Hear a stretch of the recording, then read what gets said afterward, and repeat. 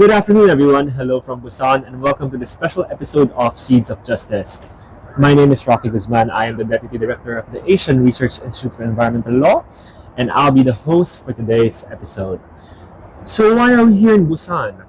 Well, this week, from November 25 to December 1, representatives from 193 member countries of the Intergovernmental Negotiating Committee, or INC, for plastic pollution are convening to negotiate in the presumably fifth and final round of negotiations for the Global Plastics Treaty. We are now on the fourth day of the 7 days here in Busan, and we are reaching the final stages of negotiation. This legally binding agreement, set to be adopted by 2025, aims to establish a comprehensive framework for addressing the full life cycle of plastics. Now, the question here in Busan is, within this week, will this be the turning point on the fight against plastic pollution? And now we have our special guest with us today. She's from Break Free from Plastic, the Asia Pacific Waste Break Project Coordinator, and also the Outreach Manager of ARIA. We have Coleen Salamat. Coleen. Hi, annyeonghaseyo. Hi, Coleen. Hi, mabuhay. Nice to have you here in Same. Busan. Let me just ask for an introduction. Right? Can you tell us what you're doing here, what your role is, and what you're trying to do here in Busan? Actually, I'm here with Break Free from Plastic, and Break Free from Plastic is a movement of more than 13,000 organizations working to end plastic pollution across its full life cycle. So when we say full life cycle, we're looking at the plastic crisis from extraction, production, production since manufacture, use, disposal, and even after the disposal when it gets recycled. Well, some of it gets recycled. So our movement really works across all the full life cycle of the plastic crisis. So yeah, and I'm actually here with our entire team, with the Asia Pacific coordination team of Break Free from Plastic, supporting, of course, our members. Great. Yeah. So the Break Free from Plastic network is here in full force. Yes, in Busan. movement. Yeah. Okay, that's great to hear. And so we're now the fourth day out of the 7 days scheduled for this final round of negotiations. Now, can you tell us, Coleen, what has been the progress so far in the past 4 days? Well, not much, really, to be honest, in terms of progress. The contact groups have started during the first day of the negotiations. So there are 4 contact groups. Contact group 1 addresses the plastic products, chemicals of concerns, exemptions, product design, supply, and definitions. And then contact group 2 looks into the emissions and release, plastic waste management, existing plastic pollution, and just transition. And then the third one, contact group 3, looks into finance, capacity building, technical assistance, and international cooperation. And last, of course, is the contact group 4 that looks into scope, objective, the preamble of the treaty, implementation and compliance, national plans, reporting, effectiveness, evaluation and monitoring, information exchange, awareness, education and research, health, the secretariat, and of course the final provision of the text. So for all these contact groups have already started working on. However, since yesterday, from the plenary yesterday, it's only contact group 2 that has a specific article. I think that's Article 8 on waste management that would be presented to the plenary. So the co-chairs of contact group 2 already has a document that is supposed to be presented during the plenary. So we're expecting that there will be another plenary by tomorrow. And yeah, there's really not much of a progress because we've seen the obstructing countries who are trying to derail really the treaty process. So yeah. So there are four contact groups happening right now. Yes. In parallel. And you mentioned some countries having obstructionist measures, tactics they're employing. So can you tell us more about this and what are the challenges so far, like broadly, in this fifth round of negotiations? So at the fifth round of negotiations, we're actually looking into the chair's version of non-paper 3.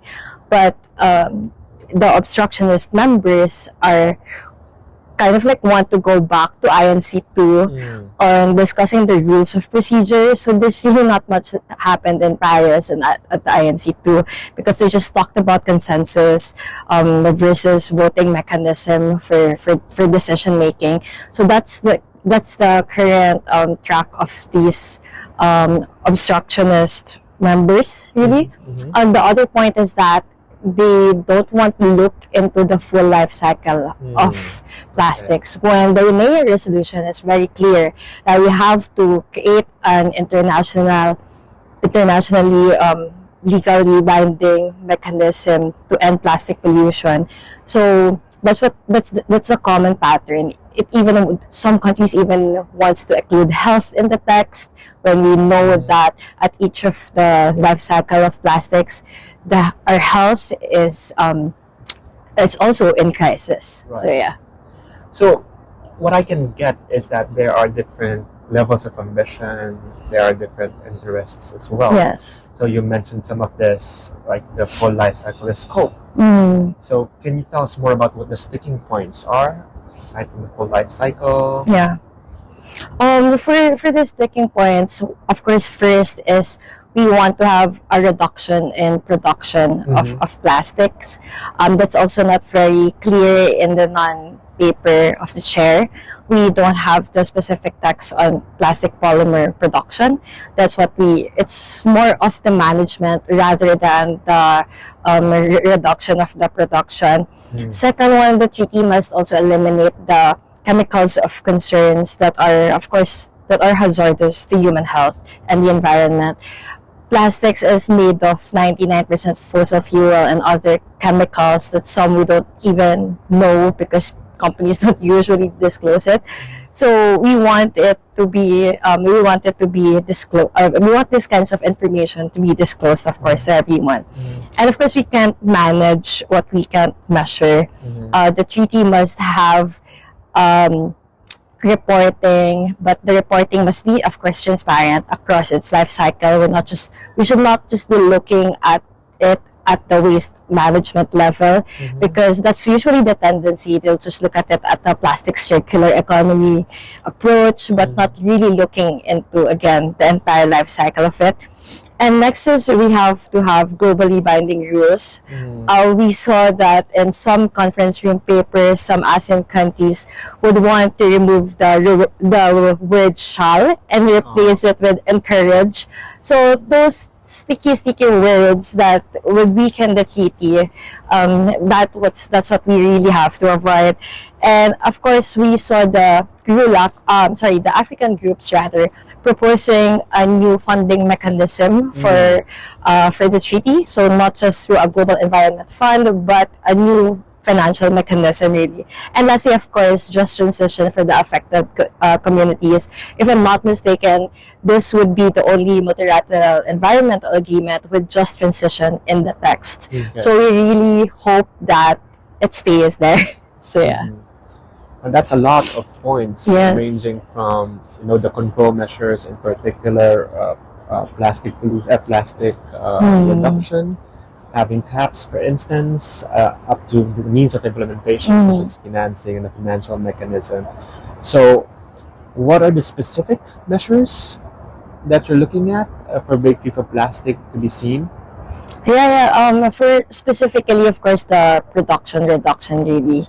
We want that in the text. At the context of waste trade, since my project is looking into waste trade, we want the Basel Convention provisions to be there, but also to actually consider all plastic waste as hazardous waste, because that's one of the loopholes in the Basel text. We really have to have prior informed consent for importing countries and really ensure that the recycling process will be environmentally sound in an environmentally sound manner. So we want these kinds of provisions to be there, aside from those that I mentioned earlier. But the problem is that, for example, during the first day at the contact group 2, only 60 seats is available in that room, and I was one of the people when the guard literally shut the door and said there's no more space. But there's like around 3,000 people here in Busan working for this plastic city, and even indigenous communities flying from all over the continents just to be part of the PT process. So that's really unfair. Okay. And also the from our member CL, Center for International Environmental Law Analysis, they noticed that there's around 220 fossil fuel and chemical industry. It's the largest single delegation actually among all the INC since the first negotiations of the INC. So this kinds of blockages, this kind of influence of the petrochemical, not just the countries but the industry, we can really see it especially in the plenary where they voice it out. But we're also hopeful with the countries like Panama and Fiji. Fiji even said yesterday, we have to break free from plastic, we have to break free from brackets, because technically the compilation text is around 70 pages full of brackets. So we really have to get the work done. So you mentioned a lot of challenges, from the text negotiation itself, but also like the practical challenges here. So it's hard to get into contact group teams. And that's something that's like a main challenge for a lot of observers in civil society here. Okay, Coleen. Now, you mentioned the Basel Convention earlier, and this might be interesting to a lot of people on how you see the Global Plastics Treaty anticipated aligning with these existing treaties already. Are there any lessons, for example, that you can see from other agreements as well that could be applied? Yes. This is a once in a lifetime chance actually, because again, the NIA resolution is very clear to have a legally binding instrument. So we've learned from the past treaties, from the past multilateral environmental agreements that voluntary measures don't work. So we really have to work on having legally binding measures, and that's the kind of route that we really want to take. And also, of course, a separate financial mechanism that's also very reflected on the UNFCCC and the VBNJ. So that's outside the Global Environment Fund. That's what countries have been really proposing, especially on finance. So thanks for giving us a background of really what's happening on the ground here in Busan. Now let's go much closer to home in Southeast Asia, for instance. What do you see are the challenges that ASEAN countries in particular are facing within these negotiations? You might have some insights. Right. Well, actually, not just in the negotiations, but of course, even at our own homes in ASEAN, we're largely blamed for the plastic pollution. Lots of graphics that shows Indonesia, Philippines as the largest ocean polluter, and we're even called as sachet economy. But what some people don't know is that we are actually the receiving countries of plastic wastes, mostly plastic wastes from global north countries. And that kind of what we actually call it waste colonialism, because it's coming from the colonial from the countries who colonized, UK, for example, for Malaysia. This kinds of pattern is something that we really have to address, and also the fact that most plastic producers are coming from the global north countries, and there's really not much of plastic producers specifically like Philippines or even in Cambodia. There's compared to the global north countries, and in addition to that, on the case of plastic waste trade and us ASEAN countries being blamed as the largest ocean polluter, we technically don't have the capacity to even recycle our own waste. And the fact that they are sending it to us, to lower income countries, it's really a matter it's really an injustice to the ASEAN, to the region. And we saw that in one conference room paper, Thailand actually proposes that all exports of plastic waste shall be treated as hazardous, otherwise proven. So So we saw that there is a potential for ASEAN to actually address the plastic waste rate issue, and not just that, because of these matters, our health is in compromise. Like in Philippines, for example, in Manila, there has been findings of microplastics in the air. So it's in the air that we breathe. It's in the food that we eat, and the region is very vulnerable to climate crisis. And of course, plastic pollution since plastics is made of petrochemical, it really contributes to the climate crisis, and we're the ones that's facing the burden. We're also the ones that's taking the blame for the crisis. But we saw that there's so much progress in terms of the submissions of the ASEAN member states, like including just transition, even waste pickers, in their suggested articles. So it's actually great that we're seeing these kinds of progress. But some countries like Malaysia, they're trying to remove shall to just encourage. So we're also seeing these kinds of dynamics. So yeah. All right, so you've mentioned a number of challenges, but there's also some hope left, right? There's a glimmer of hope, especially coming from the region with some progressive countries from ASEAN. So now I want to move to like how civil society can play a role here. I know you're representing the Big Free from Plastic network, which is composed of civil society organizations, campaigns, and advocates. So how do civil society organizations play a role in holding countries accountable Yes. in this process? Of course, we're the watchdogs here in these kinds of negotiations. That's why please follow us, Big Free from Plastic, and of course our members, to keep you posted with the treaty negotiations. So yes, as watchdogs, of course, we also, one of the things that we do is to keep you guys informed with what's been happening inside and outside of the plastics treaty negotiations. And aside from that, we're also trying to influence the member states to do more, be more, and really create a strong plastics treaty in the process. And how here in Mexico, we've been doing that through events. And even if there are logistical challenges, because it would take you literally a 15-minute walk from a building to a building. So just yesterday, our members in Asia Pacific of Way Free from Plastic, we held we showcased the reuse in Asia.